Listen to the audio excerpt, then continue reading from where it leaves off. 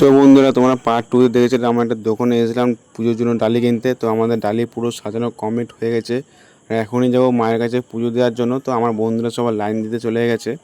এবার সব আমার বন্ধুরা লাইন দিতে চলে গেছে। আমি আর হেমন্ত দা মিলে যাচ্ছি পুজো লাইনে। এদের এখানে একটা যজ্ঞ হচ্ছে আর মায়ের তারা গোটা জায়গার লোক আর লোক পুরো ভরে গেছে। তো ফাইনালি বন্ধুরা আমরা লাইনে দাঁড়িয়ে গেছি। তো আমরা সব বন্ধুরা মিলে লাইনে দাঁড়িয়েছিলাম। সেই লাইনে দাঁড়ানোর জন্য আমাদের চাপটা কম পড়েছে, ভিড়টা কম পেয়েছি আমরা। তো তোমার কেউ যদি আসো অবশ্যই তোমার বন্ধুরা বলবে লাইনে দাঁড়াতে। এ দেখো লাইনে সব দাঁড়িয়ে আছি। এ একজন মাথা নিচে ডালিটা, এ একজন মাথা নিচে, আমি হাতে নিয়েছিলাম। তারপরে বললাম ওকে নিতে পারলাম, তার ভিডিও শ্যুটটা করলাম আমি। আর একটু পরেই যাবো হচ্ছে মায়ের দর্শন আছে। তো মায়ের দর্শন তোমরা দেখে নাও। এই যে মায়ের মন্দিরটা কত সুন্দর লাগছে দেখো।